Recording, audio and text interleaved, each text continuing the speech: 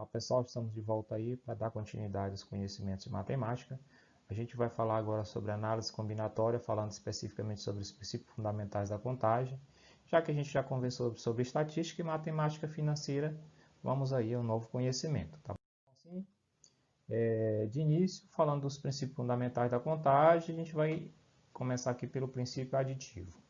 E para falar de princípio aditivo, eu vou pedir que a gente suponha que um evento X, certo, possa ocorrer de X maneira, tá bom assim? Ou seja, e um evento Y distinto de X, diferente, são dois eventos diferentes, né?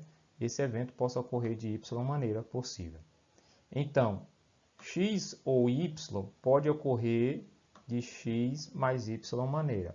Nós chamamos de princípio aditivo quando você calcular as possibilidades de um determinado experimento ocorrer e esse experimento é dividido em duas ou mais etapas, e você soma aí a quantidade de etapas para que isso possa acontecer. Se x e y são dois conjuntos finitos distintos, certo? Se x e y são dois conjuntos finitos distintos, distinto quer dizer diferente, então a quantidade de elementos de x unido a y é igual à quantidade de elementos de x somada com a quantidade de elementos de y, certo?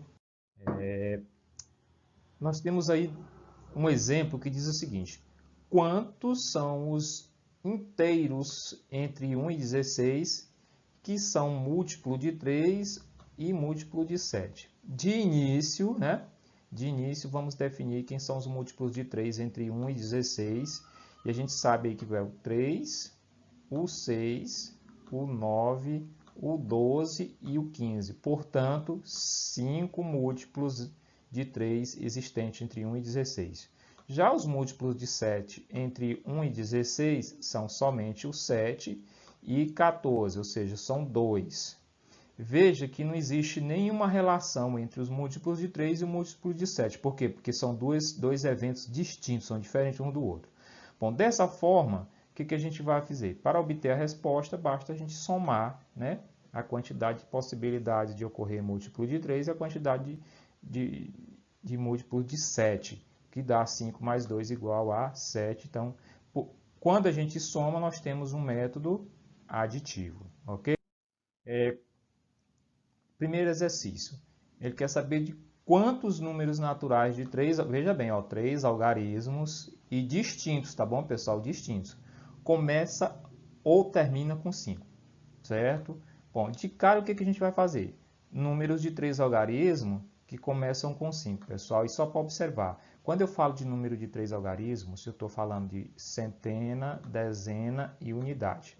Lembrem aí que nosso sistema de numeração ele é composto por 10 algarismos, que são 0, 1, 2, 3, 4, 5, 6, 7, 8 e 9. Então, se meu número tem que começar com 5, então eu só tenho um algarismo para colocar aqui na unidade das centenas.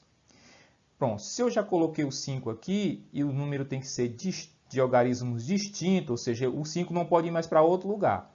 Então, se eu coloquei o 5, daqueles 10, nas dezenas eu só vou poder usar 9 possibilidades, que pode ser qualquer um dos outros que não seja o 5.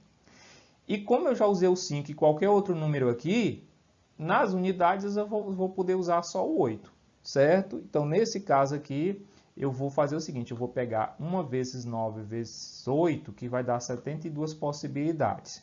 Bom, o que eu estou fazendo aqui? Eu estou usando um princípio que a gente vai estudar já, que é chamado princípio multiplicativo. Número de 3 algarismos distintos que terminam em 5. Termina em 5, pessoal, ou seja, a unidade aqui tem que ser o algarismo 5, ou seja, somente uma, só existe uma possibilidade. Aí tem um detalhe, agora nas centenas é preciso considerar que se eu quero um número com 3 algarismos distintos, aqui nas centenas eu não vou poder usar o 0. Então, não posso usar o 0 e nem posso usar o 5 que eu já usei lá no término, certo? Então, me restam 8 possibilidades. Usado um algarismo aqui e o 5, aí aqui eu já vou poder usar o 0. Mas eu já usei 2, então ainda me restam 8 possibilidades. Então, para mim saber o total de possibilidades, aí eu faço o produto 8 vezes 8 vezes 1, que dá 64 possibilidades, ok?